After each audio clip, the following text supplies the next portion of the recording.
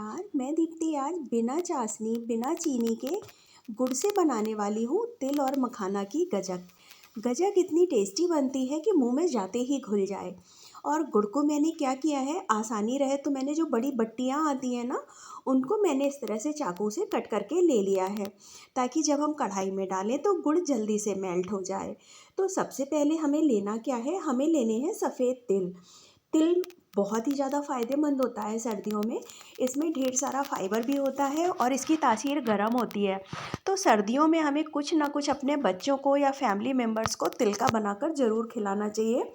और मैं कभी तिल की गजक बनाती हूँ या तिल और मखाना की मैं इस बार बना रही हूँ। तो तिल को हमें रोस्ट कर लेना है। बहुत ज़्यादा नहीं कीजिएगा, लेकिन हाँ इतना कर लीजिए तो उसमें अच्छी सी खुशबू आने लगे। तिल को हमने साइड में रख दिया है। अब यहाँ मैंने एक बाउल भर के ले लिए हैं मखाने। मखाना भी यहाँ पर हमको मखाने को भी इसी तरह से ड्राई रोस्ट कर लेना है। यहाँ पर हम घी का इस्तेमाल मात्र 1 चम्मच करेंगे और गजक बहुत ही सॉफ्ट बनेगी। तो मखाने तब तक रोस्ट कीजिए जब तक कि ये इस तरह से हाथ में लेने से टूटने नहीं लग जाते हैं। मखानों को भी हम निकाल के साइड में रख देंगे। अब मैं ले रही हूँ मूंगफली के दाने। तो यहाँ पर पीनट भी, आप सबको पता है कि ये सभी चीज़ें ना, इनकी तासीर भी गर्म होती है और ये बच्चों के लिए बहुत ही ज़्यादा फ़ायदेमंद होते हैं। तो मैंने यहाँ पर कच्ची जो मूंगफली है ना, उसके दाने लिए हैं। तो इनको हम रोस्ट करेंगे और उसके बाद मैंने यहाँ पर एक कॉटन का कपड़ा ले लिया है। पहले जब भी मैं इस तरह से गजक वगैरह बनाती थी ना, तो अक्सर मैं मतलब सिंक के पास इनको फूँक फूँक कर वैसे रगड़ के किया करती थी, इनके छिलके हटाती थी। बहुत ज़्यादा गंदा हो जाता था।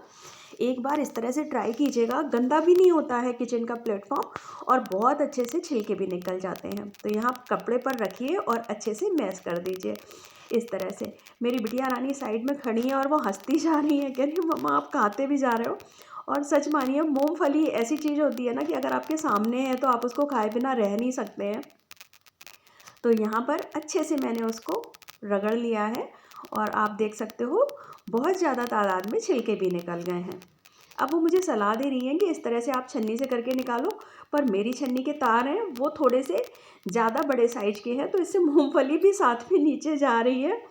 और यही बातें करके वो हंस रही हैं यहाँ खड़े होकर कि वो सारे दाने भी निकले जा रहे हैं मम्मा नीचे, और छिलका तो जा ही रहा है।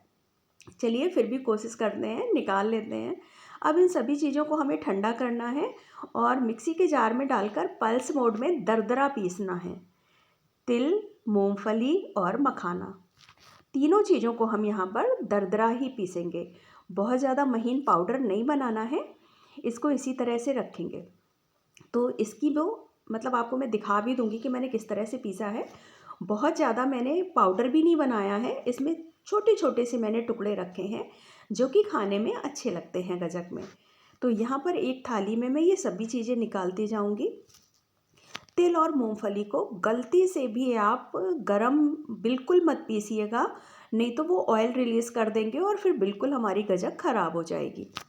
यहाँ पर मखाना तो आप गरम गरम पीस सकते हैं, पर इन दोनों चीज़ों को एकदम ठंडा होने के बाद पीसिएगा।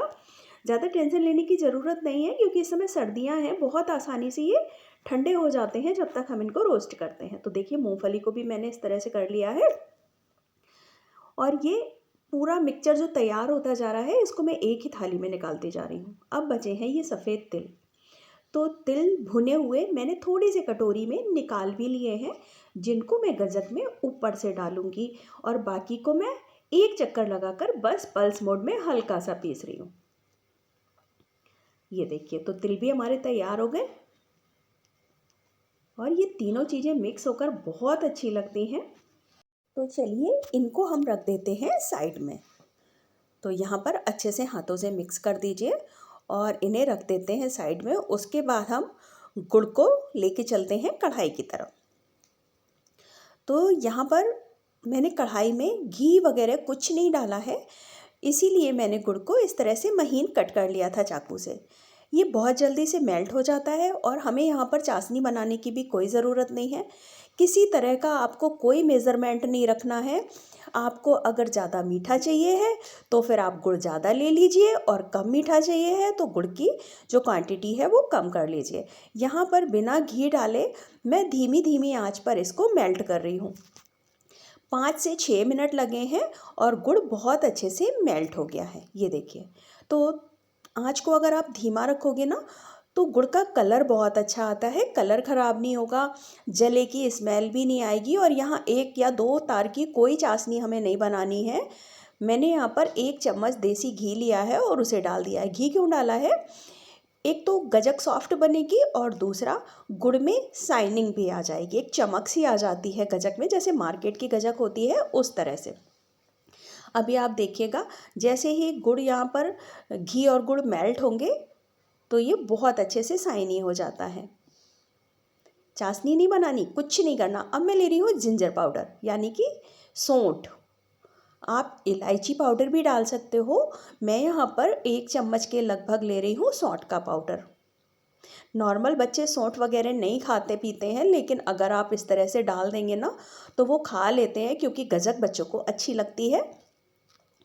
यहाँ पर इस तरह से मैंने इसको मिक्स किया, फ्लेम को बंद कर दिया है और जो हमने यहाँ पर मखाना, मूंगफली और तिल को पीस कर रखा है उसे हम डाल देंगे। आँच को फिर से हम धीमा कर लेंगे और इसको हल्के हाथों से पूरा मिक्स करेंगे। इसे ना कोई भी बना सकता है, क्योंकि इसमें कोई मेज़रमेंट नहीं चाहिए होता है, कोई नाप तौल नहीं होती है, कुछ नहीं होता है। जैसे मैंने मखाना डाला है, आप यहाँ पर सूखा नारियल डाल सकते हो, तिल की तादाद ज़्यादा कर सकते हो, ज़्यादा क्वांटिटी में ले सकते हो, मूंगफली के दाने ज़्यादा ले सकते हो, जो भी आपको ज़्यादा पसंद है आप वो यहाँ पर ले सकते हैं। मैंने जिस तरह से लिया है। अब यहाँ पर मैंने आँच को बिल्कुल धीमा कर दिया था और उसके बाद मैं इसे मिक्स करती जा रही हूँ। तो अभी आपको ना लग रहा होगा कि कितना सूखा सूखा सा ये पूरा की पूरा बैटर तैयार हुआ है। चलिए, मैंने साइड में ना थाली में घी लगाकर पहले से ही थाली को तैयार कर लिया था। क्यों?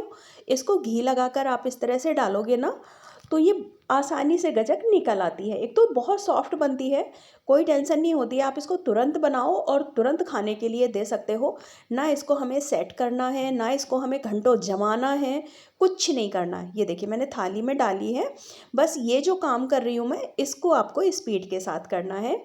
चम्मच में घी लगा लीजिए और बस फटाफट से इसको दबाते जाइए गरम गरम में ही। थाली में, ट्रे में, जैसे भी जिसमें भी आपको सेट करना है उसमें इसको फटाफट से आप सेट कर दीजिए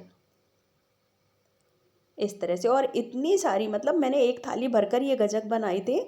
मैं इस वीडियो को दो दिन हुए हैं मुझे आज, और मैं जब इसमें मतलब एडिट कर रही हूँ इसको, तब तक ये पूरी की पूरी गजक ख़त्म हो गई थी मेरे घर में।